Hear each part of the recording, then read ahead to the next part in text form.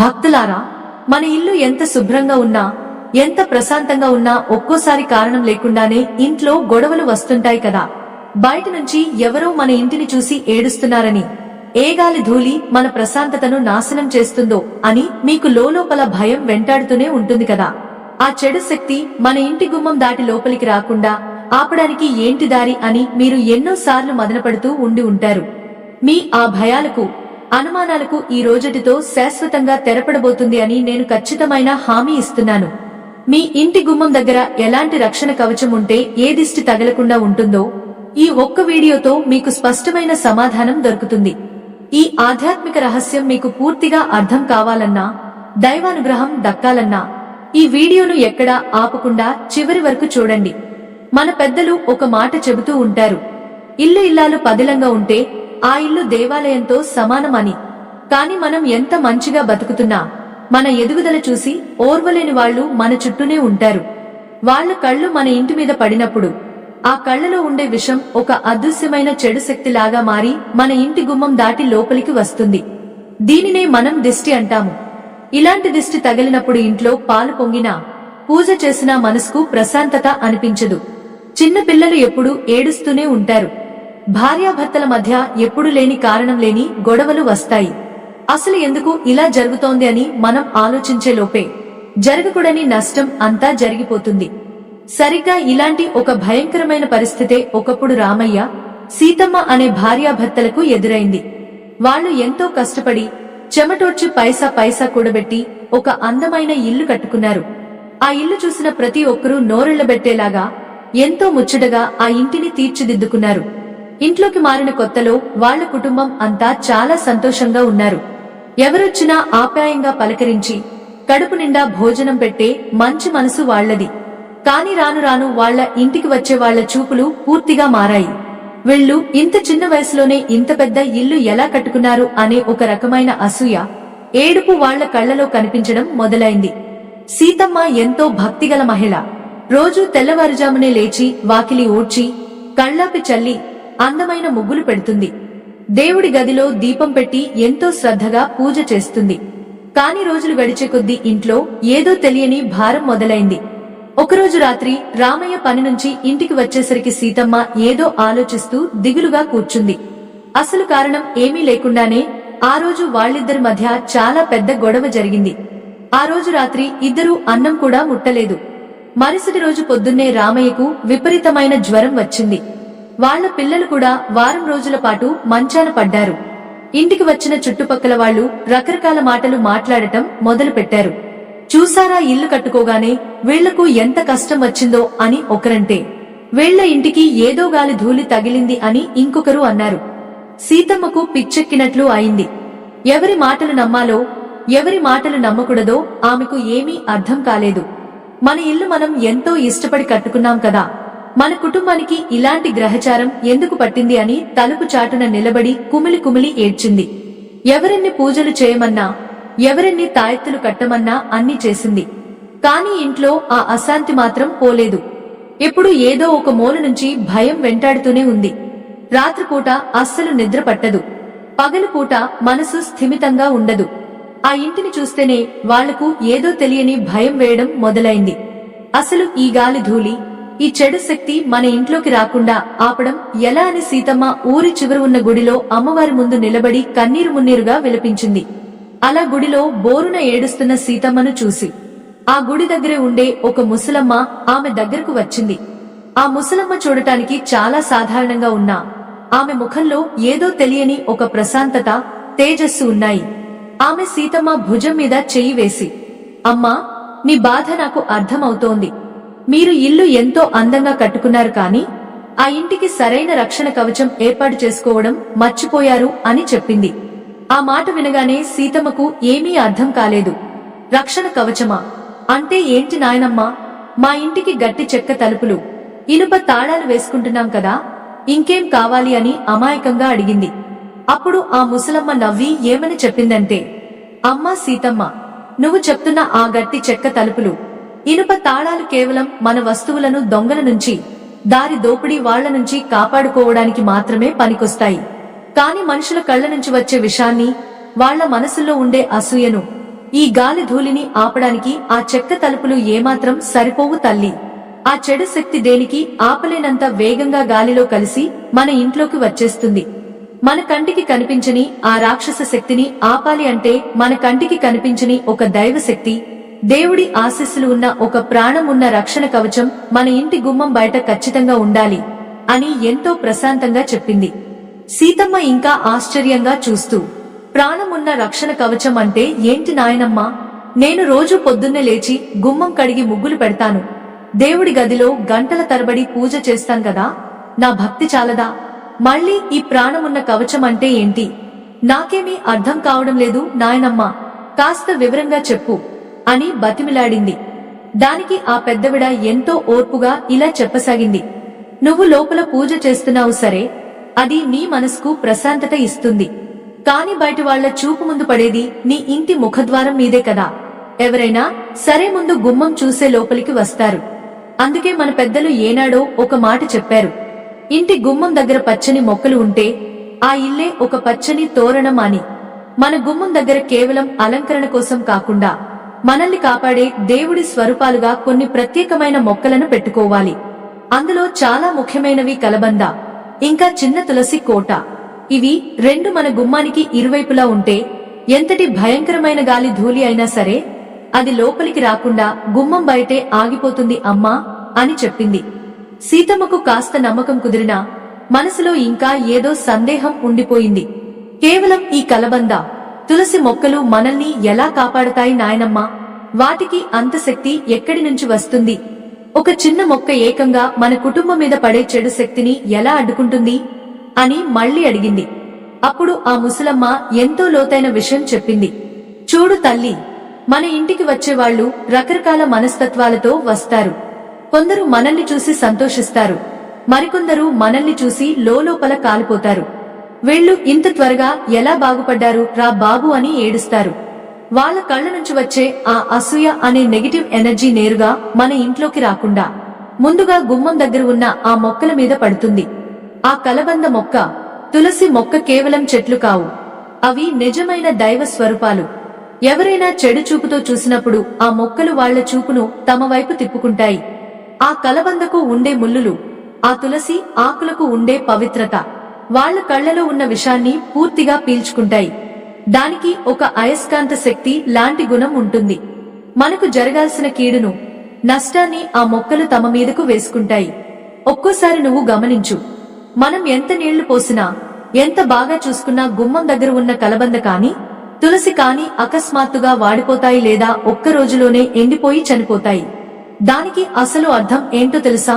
మన కుటుంబానికి తగలాల్సిన ఒక పెద్ద దిష్టిని, ఏదో ఒక పెద్ద ప్రాణాపాయ ప్రమాదాన్ని ఆ మొక్క తన ప్రాణమిచ్చి మరీ అడ్డుకుంది అని అర్థం.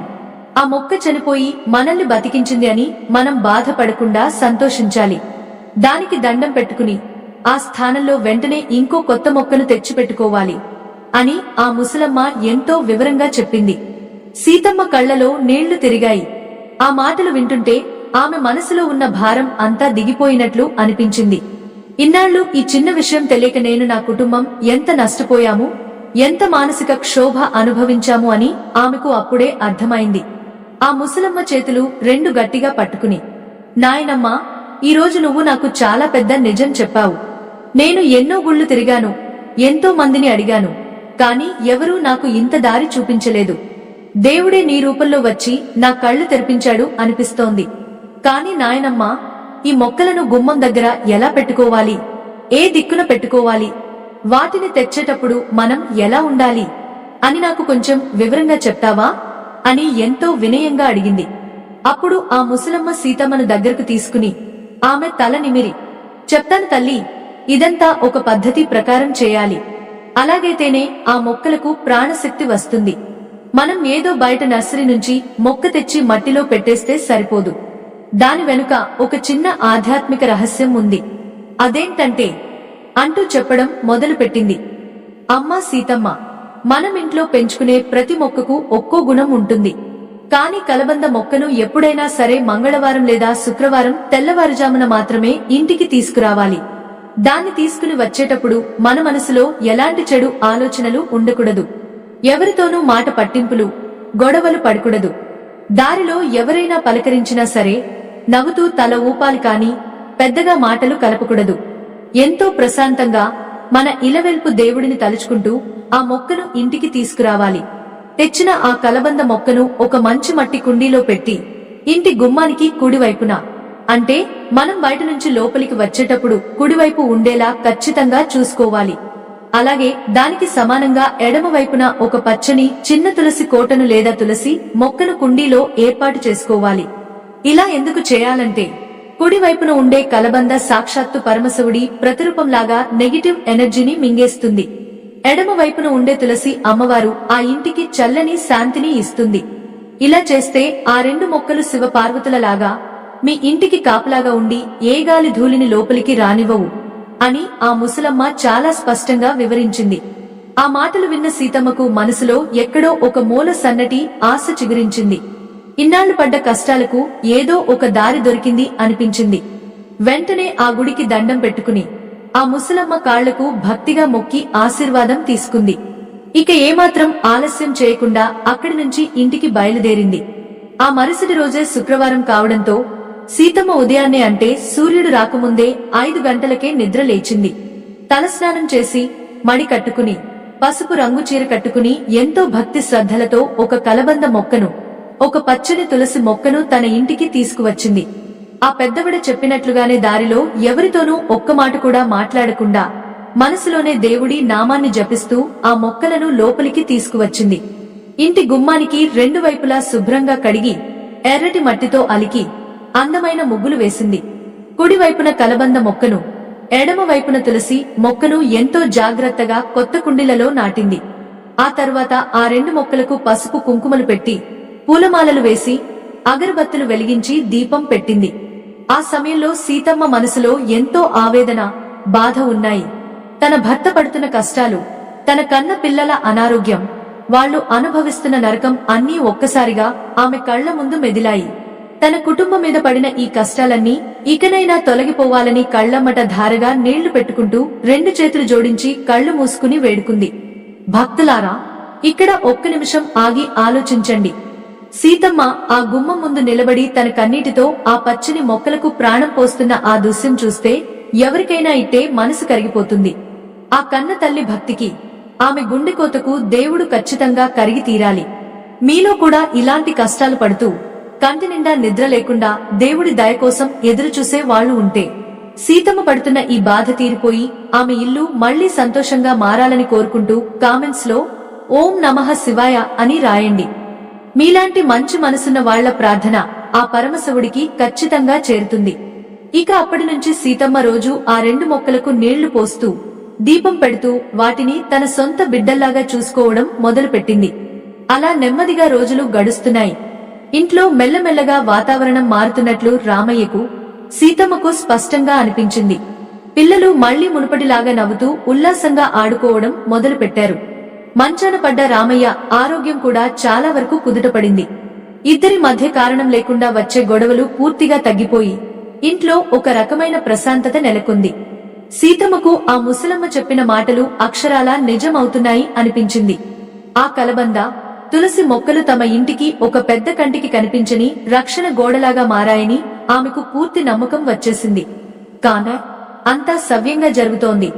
ఇక తమకు ఎలాంటి కష్టాలు లేవు, తమ ఇల్లు సేఫ్ గా ఉంది అని వాళ్లు అనుకుంటున్న సమయంలోనే ఒక ఊహించని భయంకరమైన సంఘటన జరిగింది. అది అమావాస్య ముందు రోజు రాత్రి.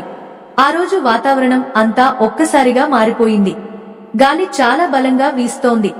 చెట్ల ఆకులు రాలిపోయేలా పెద్ద పెద్ద శబ్దాలు వస్తున్నాయి. ఉరుములు, మెరుపులతో పెద్ద వర్షం పడేలా ఉంది.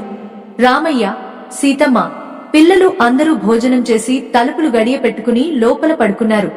అర్ధరాత్రి దాటిన తరువాత సుమారు 2 గంటల సమయంలో గుమ్మం బయట ఎవరో ఏడుస్తున్నట్లు, గట్టిగా అరుస్తున్నట్లు వింత శబ్దాలు రావడం మొదలయ్యాయి.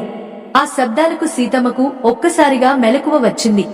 గుండె భయంతో వేగంగా కొట్టుకోవడం మొదలైంది. వెంటనే పక్కనే ఉన్న రామయ్యను నిద్రలేపి విషయం చెప్పింది. ఇద్దరూ వణుకుతూనే మెల్లగా అడుగులో అడుగు వేసుకుంటూ గుమ్మం దగ్గరకు వచ్చారు. బయట నుంచి ఎవరో తలుపును గట్టిగా బాదుతున్నారు, గోళ్లతో గీరుతున్నారు. నన్ను లోపలికి రానివ్వండి, నా ప్రాణాలు పోతున్నాయి, నన్ను వదిలేయండి అని ఒక భయంకరమైన గొంతు బయట నుంచి వినిపిస్తోంది. అది మగవాడి గొంతో ఆడవాళ్ల గొంతో కూడా అర్థం కానంత విచిత్రంగా ఉంది. ఆ మాటలు వింటుంటే సీతమ్మకు ప్రాణం పోయినంత పని అయింది. రామయ్య ఎంతో ధైర్యం చేసి మెల్లగా తలుపు సందులోంచి బయటకు చూశాడు. ఆ గుమ్మం బయట ఉన్న దృశ్యం చూసి రామయ్యకు నోట మాట రాలేదు. తలుపు తీయడానికి వెళ్లిన వాడల్లా భయంతో వెనక్కి తగ్గి సీతమ్మ చెయ్యి గట్టిగా పట్టుకుని వణికిపోయాడు. అసలు ఆ గుమ్మం బయట ఏం జరుగుతోంది? ఆ భయంకరమైన చీకట్లో ఆ కలబంద మొక్క దగ్గర ఏముంది? ఆ తలుపు బయట ఉన్నది మనిషా లేక ఇంకేదైనా అదృశ్య శక్తా? ఆ చీకట్లో వాళ్ల కంటికి కనిపించిన ఆ నమ్మలేని నిజమేంటి? రామయ్య గుండెలు గుభేల్మంటున్నాయి. తన భార్యను వెనక్కి నెట్టి మళ్లీ ధైర్యం తెచ్చుకుని ఆ తలుపు సందులోంచి అలాగే కన్నార్పకుండా చూశాడు. బయట మనుషులు ఎవరూ లేరు. కాని గాలిలో కలిసి వచ్చిన ఒక పెద్ద నల్లటి పొగలాంటి ఆకారం ఒక భయంకరమైన నీడలాగా మారి వాళ్ల ఇంటి గుమ్మం దాటి లోపలికి రావడానికి విపరీతంగా ప్రయత్నిస్తోంది. అది కేవలం గాలి కాదు, చుట్టుపక్కల వాళ్ల కళ్ల నుంచి, వాళ్ల అసూయ నుంచి పుట్టిన ఒక అత్యంత ప్రమాదకరమైన నెగటివ్ ఎనర్జీ. అది వాళ్ళిద్దరి ప్రాణాల మీదకు రాబోతున్న పెద్ద గండం. ఆ నల్లటి చీకటి ఆకారం ఎంత బలంగా తలుపును తోసుకుని లోపలికి రావాలని చూస్తున్నా ఆ గుమ్మానికి కుడివైపున ఉన్న కలబంద మొక్క, ఎడమ వైపున ఉన్న తులసి మొక్క అడ్డుగా నిలబడ్డాయి. ఆశ్చర్యంగా ఆ రెండు మొక్కల నుంచి ఒక అద్భుతమైన బంగారు రంగు వెలుగు బయటకు వస్తోంది. ఆ వెలుగు ఆ నల్లటి పొగను లోపలికి రాకుండా ఒక పెద్ద ఇనుప గోడలాగా అడ్డుకుంటోంది. ఆ చీకటి శక్తి కలబంద మీదకు వెళ్లగానే ఆ కలబంద ఆకులకు ఉన్న ముల్లులు ఆ చెడు శక్తిని ముక్కలు ముక్కలుగా కోసేస్తున్నట్లుగా అనిపిస్తోంది. ఆ తులసి కోట నుంచి వస్తున్న ఒక చల్లని దైవశక్తి ఆ నల్లటి ఆకారాన్ని నెమ్మదిగా కరిగించేస్తోంది. బయట నుంచి వినపడుతున్న ఆ భయంకరమైన అరుపులు మనుషులవి కావు. ఆ చెడు శక్తి ఆ మొక్కల ధాటికి తట్టుకోలేక లోపలికి రాలేక అల్లాడిపోతూ చేస్తున్న ఆర్తనాదాలు అవి. ఆ మొక్కలు నిజంగానే ప్రాణం ఉన్న దేవతల్లాగా మారి వాళ్ల ఇంటిని కాపాడుతున్నాయి. రామయ్యకు తన కళ్లను తానే నమ్మలేకపోయాడు. సీతమ్మను దగ్గరకు పిలిచి ఆ దృశ్యాన్ని చూపించాడు. ఇద్దరూ అక్కడే తలుపు వెనుక నిలబడి కళ్లు మూసుకుని చేతులెత్తి ఆ దేవుడికి దండం పెట్టుకున్నారు. సుమారు 1 గంట పాటు ఆ గుమ్మం బయట ఆ భయంకరమైన పోరాటం జరిగింది. నెమ్మదిగా ఆ నల్లటి పొగ అంతా ఆ కలబంద మొక్కలోకి వెళ్లిపోయింది. ఆ అరుపులు పూర్తిగా ఆగిపోయాయి. గాలివాన తగ్గిపోయి వాతావరణం అంతా ఒక్కసారిగా ఎంతో ప్రశాంతంగా మారిపోయింది. ఆ భయంలోనే ఆ భార్యాభర్తలు ఇద్దరూ అక్కడే తలుపు ఆనుకుని నిద్రపోయారు. ఉదయం కోడి కూసే సమయానికి మెలకువ వచ్చి భయంగానే తలుపు తీసి బయటకు వచ్చారు. బయట వాళ్లు చూసిన దృశ్యానికి సీతమ్మ గుండె పగలేలా ఏడ్చింది. నిన్నటి వరకు ఎంతో పచ్చగా నిగనిగలాడుతూ ఉన్న ఆ కలబంద మొక్క ఇప్పుడు పూర్తిగా మాడిపోయి నల్లగా బొగ్గులాగా మారిపోయి ప్రాణం లేకుండా పడి ఉంది. దాని పక్కనే ఉన్న తులసి మొక్క ఆకులు కూడా కొన్ని రాలిపోయి వాడిపోయి ఉన్నాయి.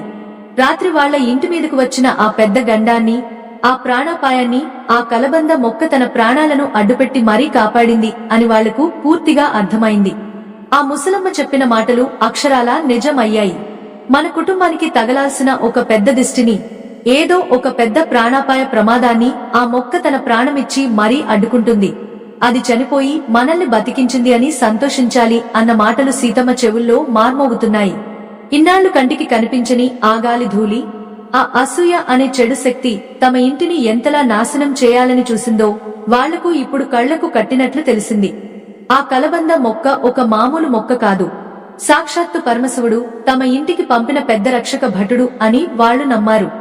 సీతమ్మ కన్నీళ్లు తుడుచుకుని ఆ మాడిపోయిన మొక్కకు 2 చేతులు జోడించి నమస్కరించింది. మనకోసం ప్రాణాలు విడిచిన ఈ మొక్కను ఎంతో గౌరవంగా పారే నీటిలో కలపాలి అని రామయ్యతో చెప్పింది. మీరు ఈ అద్భుతమైన కథను వింటున్నప్పుడు మీకు దేవుడి మీద నమ్మకం మరింత బలపడితే ఇలాంటి గొప్ప ఆధ్యాత్మిక విషయాలు మరిన్ని అందరికీ తెలియజేయడానికి మా ప్రయత్నానికి చిన్న సాయం చేయండి. మీకు స్క్రీన్ మీద కనిపించే క్యూఆర్ కోడ్ లేదా స్కానర్ ద్వారా మీకు తోచినంత విరాళం పంపించి మమ్మల్ని ఆశీర్వదించండి. మీ చిరుకానుక ఎన్నో గొప్ప విషయాలను వెలుగులోకి తీసుకురావడానికి ఎంతగానో సహాయపడుతుంది. ఇక సీతమ్మ, రామయ్య ఇద్దరు కలిసి ఆ మాడిపోయిన మొక్కను జాగ్రత్తగా తీసుకువెళ్లి ఊరి చివర ఉన్న చెరువులో కలిపారు. తిరిగి వస్తూనే ఆ గుడి దగ్గరకు వెళ్లి మళ్లీ అదే ముసలమ్మ కోసం వెతికారు. కాని ఆ పెద్దవిడ అక్కడ లేదు. గుడి పూజారిని అడిగితే అసలు ఆ రూపంతో ఎవరూ ఇక్కడికి రాలేదు అని చెప్పాడు. వాళ్లకు ఆశ్చర్యం వేసింది. సాక్షాత్తు ఆ దేవుడే ముసలమ్మ రూపంలో వచ్చి తమను కాపాడాడు అని వాళ్లు గట్టిగా నమ్మారు. ఆ తర్వాత వాళ్లు నేరుగా ఇంటికి వెళ్లి ఆ ఖాళీ అయిన కుండీలో ఏం చేశారంటే మళ్లీ భక్తి శ్రద్ధలతో ఇంకో కొత్త కలబంద మొక్కను తీసుకువచ్చి ఆ కుండీలో ఎంతో ప్రేమగా నాటారు. ఆ పక్కనే ఉన్న తులసి కోటకు పసుపు కుంకుమలు రాసి మనసారా దండం పెట్టుకున్నారు. తల్లి, మా ప్రాణాలు కాపాడినట్లే ఎప్పుడూ మా ఇంటిని నీ చల్లని చూపులతో కాపాడుకో, మా పిల్లల భవిష్యత్తుకు ఎలాంటి ఆటంకం రాకుండా చూడు అని కన్నీళ్లతో వేడుకున్నారు. మన పెద్దలు ఊరికే అనలేదు కదా, నరుడి కంటికి నల్లరాయి అయినా పగులుతుంది అని. ఆ రాతిని సైతం ముక్కలు చేయగలిగే అంతటి భయంకరమైన విషం, అంతటి చెడు శక్తి మనుషుల చూపుల్లోనే దాగి ఉంటుంది. అందుకే ఆ చూపుల విషం నుంచి మనల్ని మనం కాపాడుకోవడానికి ఈ కలబంద, తులసి మొక్కలు మన గుమ్మం దగ్గర పహారా కాసే ఒక నమ్మకమైన సైనికుడిలా రాత్రింబవళ్లు పని చేస్తూనే ఉంటాయి. ఇది కేవలం ఇప్పుడు ఈ కాలంలో పుట్టిన నమ్మకం కాదు భక్తులారా. మన పురాణాల్లో కూడా దీని గురించి ఒక అద్భుతమైన, ఎవరికీ పెద్దగా తెలియని చాలా అరుదైన కథ ఒకటి ఉంది. ఒకప్పుడు ముగ్గల మహర్షి అనే ఒక గొప్ప ముని తన భార్య నలాయనితో కలిసి అడవిలో ఒక చిన్న ఆశ్రమం కట్టుకుని ఎంతో ప్రశాంతంగా జీవించేవాడు. ఆయన ఎప్పుడూ పరమశివుడి ధ్యానంలోనే గడుపుతూ ఆ దారి గుండా వచ్చిన వాళ్లందరికీ కడుపు నిండా అన్నదానం చేస్తూ మంచి మనసుతో బతికేవాడు. వాళ్ల ఆశ్రమంలో ఎప్పుడు దైవ నామస్మరణతో ఏదో ఒక పండుగలాగా సంతోషంగా ఉండేది. వాళ్ల సంతోషాన్ని చూసి దరిద్ర దేవత అయిన అలక్ష్మికి కన్ను కుట్టింది. ఎక్కడైతే భక్తి, సంతోషం, ప్రశాంతత ఉంటాయో అక్కడ నెగటివ్ ఎనర్జీకి ఏమాత్రం చోటు ఉండదు కదా. అందుకే ఎలాగైనా సరే ఆ ముని ఆశ్రమంలోకి ప్రవేశించి వాళ్ల ప్రశాంతతను పూర్తిగా నాశనం చేయాలని ఆ దరిద్ర దేవత మనసులో గట్టిగా అనుకుంది. ఒకరోజు ముగ్గల మహర్షి కళ్లు మూసుకుని ప్రగాఢమైన ధ్యానంలో ఉండగా ఒక భయంకరమైన నల్లటి రూపంలో ఆ దరిద్ర దేవత ఆశ్రమం గుమ్మం దాకా వచ్చింది. మెల్లగా అడుగులో అడుగు వేసుకుంటూ లోపలికి అడుగు పెట్టబోతుంటే గుమ్మం బయట ఉన్న ఒక పచ్చని, ముళ్ళు ఉన్న విచిత్రమైన మొక్క ఆమెను అడ్డుకుంది.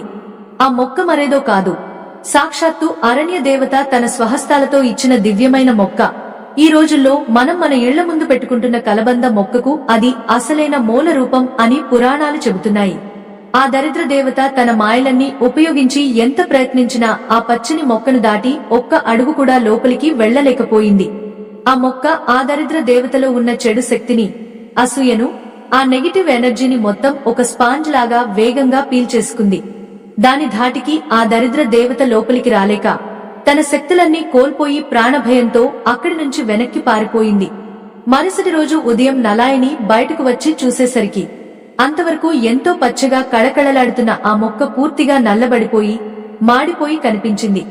ఆమెకు వెంటనే అర్థమైంది, ఏదో పెద్ద అరిష్టం, ఏదో అదృశ్య శక్తి తమ ఆశ్రమం మీదకు వస్తే ఈ మోగ మొక్క తన ప్రాణాలను అడ్డుపెట్టి తమను కాపాడిందని. ఆ మొక్కకు మనసారా దండం పెట్టుకుని ఆ అరణ్య దేవతకు దండం పెట్టుకుంది. ఆనాటి నుంచి మన పెద్దలు ఈ కలబందను ఒక రక్షణ కవచంలాగా ఇంటి ముందు పెట్టుకోవడం ఒక ఆచారంగా మార్చారు. ఆలోచించండి, ఒక ముని ఆశ్రమానికే ఆగాలి ధూళి, ఆ నెగిటివ్ ఎనర్జీ తప్పనప్పుడు సామాన్యులమైన మనం ఎంత చెప్పండి. మన చుట్టూ ఎంతో మంది అసూయపడేవాళ్లు, మనం బాగుపడుతుంటే చూసి ఏడ్చేవాళ్లు ఉంటారు. వాళ్ళందరి చూపుల నుంచి మనల్ని కాపాడేది కేవలం మన గుమ్మం ముందు ఉండే ఆ ప్రాణమున్న పచ్చని దైవ శక్తులే. అందుకే సీతమ్మ, రామయ్య ఇద్దరూ ఇక అప్పటి నుంచి ఆ కొత్త మొక్కను ఎంతో జాగ్రత్తగా చూసుకోవడం మొదలు పెట్టారు. ఆ ఇంటి వాతావరణం ఇప్పుడు మునుపటి కంటే చాలా ప్రశాంతంగా, ఎంతో కాంతివంతంగా మారిపోయింది. పిల్లలు ఇద్దరు చదువుల్లో చాలా చురుకుగా ముందుకెళ్తున్నారు. రామయ్య చేస్తున్న పనుల్లో అనుకొని లాభాలు రావడం మొదలయ్యాయి. సీతమ్మ ముఖంలో ఎప్పుడు ఉండే ఆ ఆందోళన, భయం పూర్తిగా మాయమైపోయి ఒక అద్భుతమైన ప్రశాంతత, ఒక సంతోషం, ఒక దివ్యమైన తేజస్సు స్పష్టంగా కనిపిస్తున్నాయి. ఆ ఇల్లు మళ్లీ పచ్చని తోరణంలాగా, ఒక అందమైన దేవాలయంలాగా మారిపోయింది. ఎవరు వాళ్ల ఇంటికి వచ్చినా సరే మునుపటిలాగా వాళ్ల అసూయ లోపలికి రావడం లేదు. అంతా ఆ గుమ్మం దగ్గరే, ఆ మొక్కల దగ్గరే ఆగిపోతోంది. కాన ఈ అద్భుతమైన మార్పు వెనుక ఉన్న ఒక అసలైన, అత్యంత ముఖ్యమైన దైవ రహస్యం ఒకటి ఉంది. అదేంటంటే, మనం గుమ్మం దగ్గర పెట్టుకునే ఆ మొక్కలకు స్వతహాగా ఆ దైవ శక్తి రాదు. మనం వాటి మీద చూపించే నమ్మకం, వాటికి మనం చేసే సేవ, ఆ దేవుడి మీద మనం పెట్టుకున్న అనంతమైన విశ్వాసం ద్వారానే ఆ ప్రాణం లేని మట్టికి, ఆ పచ్చని ఆకులకు అంతటి మహాశక్తి వస్తుంది. సీతమ్మ ఆ మాడిపోయిన మొక్కను చూసి భయపడి వదిలేయకుండా అది తన కోసం ప్రాణత్యాగం చేసింది అని నమ్మింది. చూశారా? అక్కడే అసలైన ఆధ్యాత్మిక రహస్యం దాగి ఉంది. దేవుడు మన కంటికి నేరుగా కనిపించడు. ఇలాంటి ప్రకృతి రూపంలో, పచ్చని చెట్ల రూపంలో, మూగ జీవాల రూపంలో మన చుట్టూనే ఉండి మనల్ని సదా కాపాడుతూ ఉంటాడు. మనం ఇల్లు కట్టుకునేటప్పుడు ఎన్నో లక్షలు ఖర్చు పెడతాము. రంగుల కోసం, గట్టి తలుపుల కోసం, ఇంట్లో అలంకరణ వస్తువుల కోసం ఎంతో ఆరాటపడతాము. ఎక్కడెక్కడి నుంచో సామాన్లు తెచ్చి ఇల్లు నింపేస్తాము. కాని మన ఇంటి ప్రాణాన్ని నిలబెట్టే ముఖద్వారం విషయంలో మాత్రం ఎంతో నిర్లక్ష్యంగా ఉంటాము. ఎవరైనా బయటవాళ్లు మన ఇంటికి రాగానే ముందుగా వాళ్ల చూపు పడేది మన గుమ్మం మీదే కదా. ఆ గుమ్మం దగ్గర ఎప్పుడూ ఒక దైవికమైన వాతావరణం ఉండాలి. పసుపు రాసి, కుంకుమ బొట్లు పెట్టి, కలబంద మరియు తులసి మొక్కలతో అలంకరించినప్పుడు ఎంతటి చెడు ఆలోచనతో వచ్చిన వాళ్ళకైనా సరే ఆ గుమ్మం చూడగానే వాళ్ల మనసులో ఉన్న విషం సగమే చచ్చిపోతుంది. ఆ పచ్చని మొక్కలు వాళ్ల కళ్లలో ఉన్న ఆ తీవ్రతను లాగేసుకుని మన ఇంట్లోకి కేవలం స్వచ్ఛమైన గాలిని, మంచి దైవశక్తిని మాత్రమే పంపిస్తాయి. ఇది ఏ మంత్రగాడు చేయలేని ఒక గొప్ప ప్రకృతి వైద్యం అని మనందరం గట్టిగా నమ్మి తీరాలి. అందుకే మీరు కూడా మీ ఇళ్ల దగ్గర ఈ చిన్న నియమాన్ని ఖచ్చితంగా పాటించి చూడండి. ఏదో ఒక చోటు నుంచి మొక్కను తెచ్చిపడేశాం అన్నట్లు కాకుండా వాటిని మీ ఇంట్లో ఒక సభ్యుడిగా, మీ ఇంటికి కాపలా ఉండే ఒక నమ్మకమైన రక్షకుడిగా భావించండి. రోజు ఉదయాన్నే లేచి వాకిలి శుభ్రం చేసుకునేటప్పుడు ఆ మొక్కలకు కొద్దిగా నీళ్లు పోస్తూ వాటితో ప్రేమగా ఒక మాట మాట్లాడండి. దేవుడి గదిలో పూజ పూర్తవగానే గుమ్మం బయట ఉన్న ఈ దైవ స్వరూపాలకు కూడా ఒక నమస్కారం చేసుకోండి. మా కుటుంబాన్ని చల్లగా చూసుకో తల్లి, ఏ గాలి ధూళి మా ఇంటి మీద పడకుండా కాపాడు అని మనసారా దండం పెట్టుకోండి. పండుగ రోజుల్లో వాటికి పూల దండలు వేసి పసుపు కుంకుమలతో అలంకరించండి. మీ ఆ స్వచ్ఛమైన భక్తిని చూసి ఆ మొక్కలు ఎంతో సంతోషిస్తాయి. మీరు అనుకున్న దానికంటే 100 రెట్లు ఎక్కువగా మీ ఇంటికి అండగా నిలబడతాయి. అప్పుడు మీ ఇంటికి ఎవరు వచ్చినా, వాళ్ళు ఎంతటి చెడు ఉద్దేశంతో వచ్చినా సరే ఆ గుమ్మం దాటేలోపే వాళ్ల ఆలోచనలు పూర్తిగా మారిపోతాయి. మీ ఎదుగుదల చూసి కళ్లు కుట్టే వాళ్లు కూడా మీ ఇంట్లోకి వచ్చేసరికి ఎంతో ప్రశాంతంగా మాట్లాడుతారు. ఇదంతా మీ కళ్ల ముందే జరిగే ఒక అద్భుతమైన మార్పు. ఈ గొప్ప దైవ రహస్యాన్ని, ఈ స్వచ్ఛమైన ఆధ్యాత్మిక సత్యాన్ని మీ దాకా తీసుకురావడానికి మేము ఎంతో శ్రమపడి ఎన్నో పాత గ్రంథాలు వెతికి మరీ ఈ కథను మీ ముందుకు తీసుకువచ్చాము. ముగింపు ఘట్టంలోకి వెళ్లే ముందు ఒక చిన్న మనవి. ఇలాంటి మరెన్నో అద్భుతమైన, ఎవరికి తెలియని పురాణ కథలు మీరు ప్రతిరోజు వినాలి అనుకుంటే స్క్రీన్ మీద కనిపిస్తున్న స్కానర్ ద్వారా మీ చిరుకానుకను మాకు పంపించి మమ్మల్ని ఆశీర్వదించండి. మీరు ఇచ్చే ఈ చిన్న విరాళం ఈ ధర్మ ప్రచారాన్ని మరింత ముందుకు తీసుకువెళ్లడానికి మాకు ఎంతో కొండంత అండగా నిలబడుతుంది. మంచి పనులు చేయడానికి మీ వంతు సహాయం అందిస్తారని ఆశిస్తున్నాము. ఇక సీతమ్మ కథ నుంచి మనం నేర్చుకోవాల్సిన అతి పెద్ద గుణపాఠం ఏంటంటే, ఈ ప్రపంచంలో ఎవరి చూపులను, ఎవరి అసూయను మనం శాశ్వతంగా ఆపలేము. కాని వాళ్ల ఆ చెడు చూపుల వల్ల మనకు ఎలాంటి కీడు జరగకుండా మనల్ని మనం కాపాడుకునే అద్భుతమైన అవకాశం, శక్తి మన చేతుల్లోనే ఉంది. ఇల్లు అనేది కేవలం రాళ్లు, మట్టితో కట్టిన 4 గోడలు కాదు. అది మన మనసుకు ఎంతో ప్రశాంతతను ఇచ్చే ఒక చిన్న దేవాలయం. ఆ దేవాలయంలోకి ఎలాంటి రాక్షస శక్తులు, చెడుగాలి ధూళి రాకుండా చూసుకోవాల్సిన పూర్తి బాధ్యత మనదే. మన ఆచారాలు, మన పెద్దలు ఏనాడో అనుభవంతో చెప్పిన మాటలు ఏవీ మూఢనమ్మకాలు కావు. వాటి వెనుక మనల్ని బతికించే ఎంతో గొప్ప శాస్త్రం, ఎంతో అప్రమైన కంటికి కనిపించని దైవశక్తి దాగి ఉన్నాయి. ఆ నమ్మకమే ఈరోజు రామయ్య, సీతమ్మల కుటుంబాన్ని నిలబెట్టింది. వాళ్ల ఇంటిని మళ్లీ స్వర్గంలాగా మార్చేసింది. మీ ఇంటి ముందు కూడా ఇలాంటి పచ్చని మొక్కలను పెంచుకుని మీ కుటుంబాన్ని అన్ని రకాల గండాల నుంచి రక్షించుకోండి. ఆ భగవంతుడి దయ, అమ్మవారి చల్లని ఆశీస్సులు మీ కుటుంబం మీద ఎల్లప్పుడూ నిండుగా ఉండాలని మనసారా కోరుకుంటున్నాను. ఈ ఆధ్యాత్మిక ప్రయాణం ఇక్కడితో ముగిసిపోయింది. స్వస్తి.